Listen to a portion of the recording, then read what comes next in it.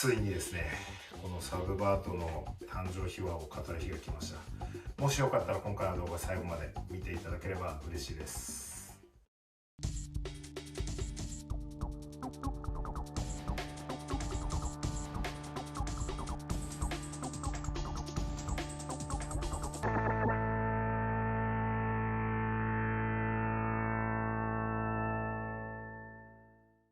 はい、ホルスターショップフィットヨンです。今回ですね、ついにこのサブバートがどのように生み出されたのかっていうところの誕生秘話を動画で、お送りしたいと思ってます。まずですね、その誕生秘話を語る前にですね、簡単な自己紹介もさせていただこうと思います。ホルスターショップ、フィットイヤーオン代表の富田淳と申します。こう見えてですね、自分、子供が3人おりまして、家内と子供3人の5人で、暮らしてます。独立する前は、一番最初大学卒業してから、ゴルフメーカーの方に長く勤めてました。ゴルフメーカーの営業として、11年半営業でやってきたんですけども、そこから介護施設に転職して、で2年半介護の仕事でをさせてもらって、2021年4月にこのフィットイヤーオンで独立したっていう流れになってます。もともとですね、ゴルフメーカーにいる時にサバイバルゲームを趣味でやってたんですよ。その時に出会ったのがこのホルスターですね。このホルスター自体はこの銃とこのライトですね、この組み合わせしか入らないっていう専用設計になって、たまたまゴルフの試合に出る機会があって、で自分以外の同伴競技者の方たちがレーザー距離計を使ってたんですね。純正のケースを使ってて、やっぱりそのスイング中ぶらついちゃったりだとか、蓋を閉め忘れちゃっててガバガバしちゃって落ちそうになっちゃったりだとか、もう見てるこっちがヒヤヒヤするような状況が試合中に多くて、でこれをなんか改善できないのかなと思って、でその時に、このホルスターを思い出して、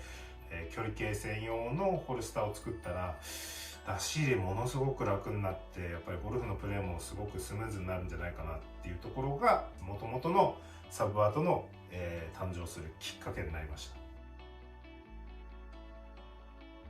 介護施設に転職をする時に、開発をスタートしたんですよ。最初はですね、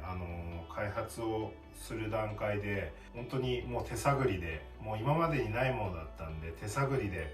作ってたんで、本当に最初はでかかったんですよ。もうこんなの腰につけられないっていうぐらい大きかったんですけど、そこからやっぱりどんどん無駄なところを減らして小型化をしていって今の形状に至ってるんですけど、お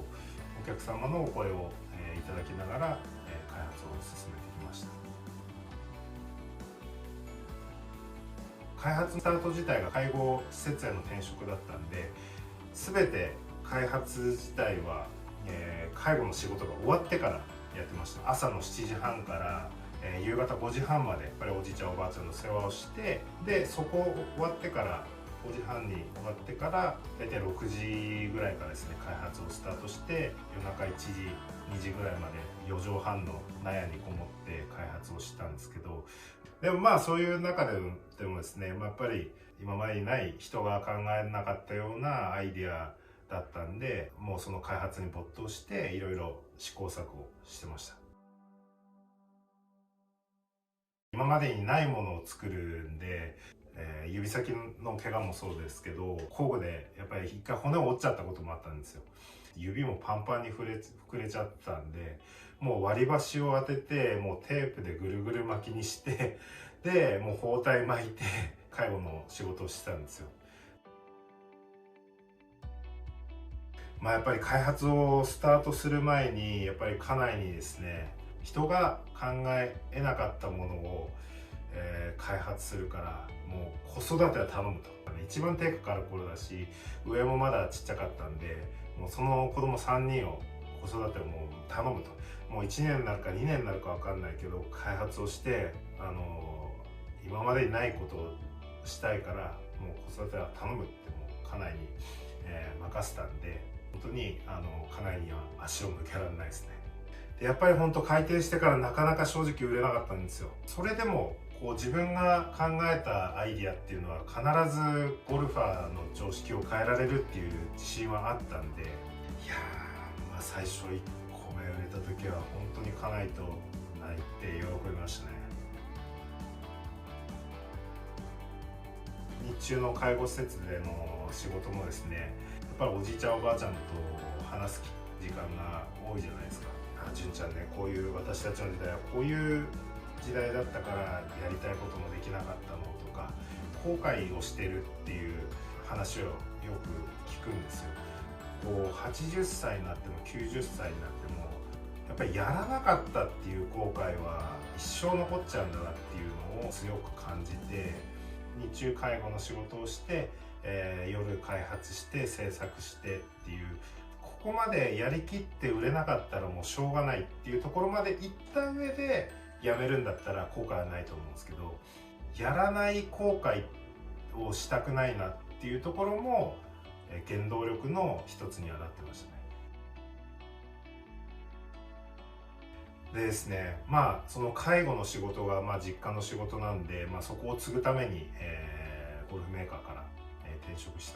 てきたんですけど、そこからですね、今このフィットヤウンで独立するっていうところまでのきっかけが、介護の仕事っていうのは親の敷いたレールなんで、そのレールを走るんじゃなくて、自分はこの自分で考えて自分で作ってきたサブアートで自分でレールを敷いていきたいっていう考えの方が強くなってきたんで、この独立っていうのも、単純にこう少しずつ売れてきたから独立しようとか、そういう簡単な気持ちではなくて、その後悔をしない人生を送るためにっていうので独立をしたっていう、経緯です。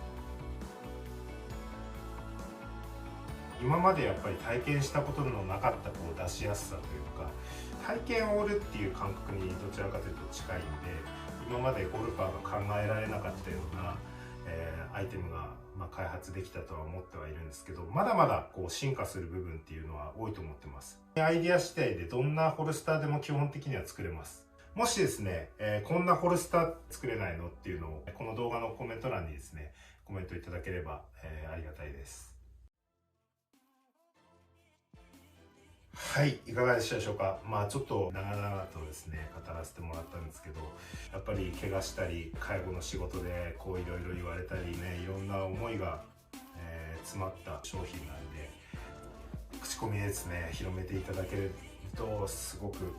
嬉しいです。注文してないっていう方もですね、ホームページ行ってもらうと、こういう公式の LINE のアカウントの登録画面もありますんで、お問い合わせもですね、お気軽にメッセージいただければ、回答させていただきますんで、ぜひ、